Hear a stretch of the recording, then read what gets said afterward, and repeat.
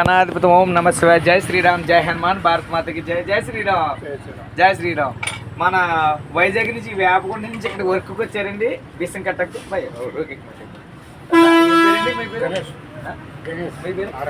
గణేష్ గారు, నారాయణ గారు ఇక్కడికి పనికి వచ్చారనమాట. బిసం కట్టకు మహాదేవ బిసం కట్టకులు ఉన్నాను. బిసం కట్టకు నుంచి ఇలా బయలుదేరిపోతుంటే స్వామికి కలిశాను, మాట్లాడడానికి.